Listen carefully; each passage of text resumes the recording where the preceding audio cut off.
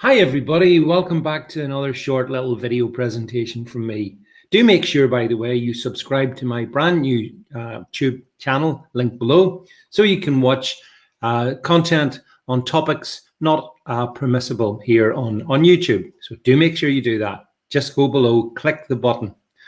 All right, let's talk about Labour, shall we? Because it's always good to start the week by having a good laugh. So as you know, Labour recorded a set of disastrous results last week in the English local council elections and also in the Hartlepool by-election and in some of the mayoral elections as well. It was a really bad time for Labour. And that was probably the enjoyable bit. The sad bit is that we had to endure Johnson winning at the benefit of Labour. But anyway, that was interesting.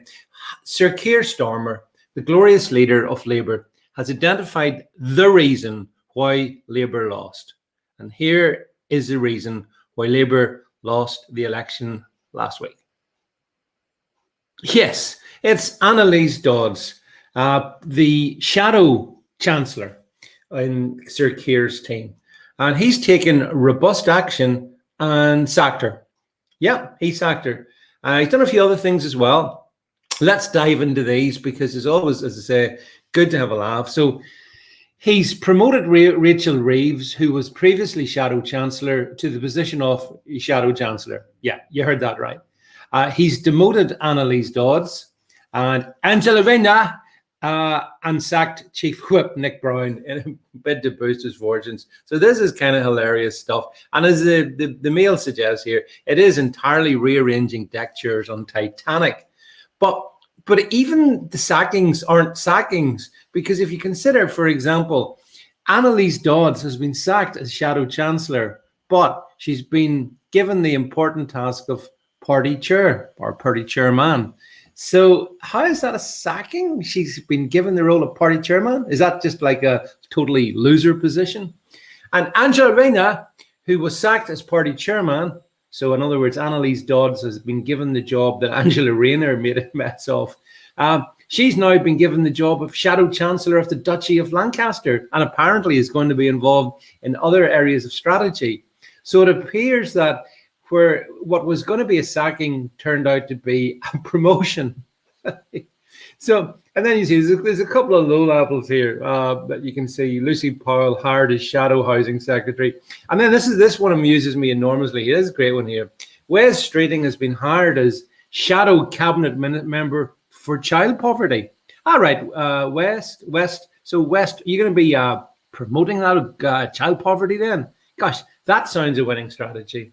And so it goes. And let's see if we can scroll down. Here is Sir Keir, very much the man in charge, as the ship hurtles towards the bottom of the Atlantic.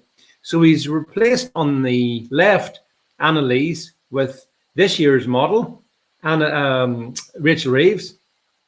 Rachel, by the way, back in the day when she was previously Shadow Chancellor, because these people never get into government, remember, they never get into government. Her policy was to crack down on welfare abuse even more than the Conservatives did at that time. That went down really well with Labour voters, didn't it? Yeah. And here is a couple of other changes, as you can see coming up here. On the left, we have Nick Brown, party's chief whip, the guy who knows where all the bodies are buried. And he's been sacked. How do you think that's going to work out? And here we go on the right, my personal favorite, Angela Rayner. And Angela's been sacked and then promoted. So that's good. And then finally at the bottom, a couple of Thangam Debonair, great name, by the way. She's now Commons leader and replacing Valerie Vaz, part of the Vaz dynasty. So look, that's ridiculous off the screen. That's what we've got. We've got is absolutely cosmically irrelevant reshuffle. It won't achieve anything. Labour don't have any plan. They don't have any vision. They don't want to oppose the Conservatives in any meaningful way. They are simply an adjunct to the Uni Party. And the notion that somehow shuffling around a few faces, and even then in the most ineffective manner possible, demonstrates the weakness of the Labour Party and of the Labour leader.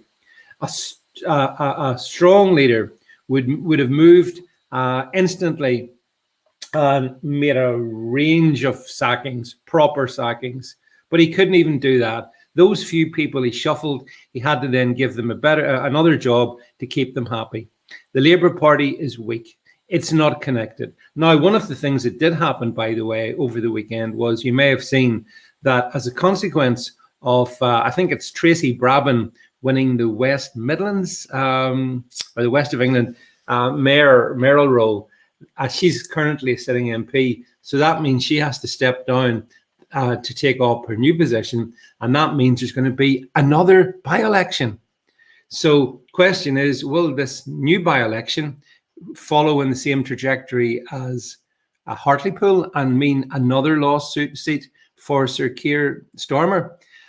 I think if that happens, I think that would be curtains, and I think that by-election is going to be in July. It's being spoken about mid-July, something like that. So I just wonder, will this Keir Starmer leadership end in July?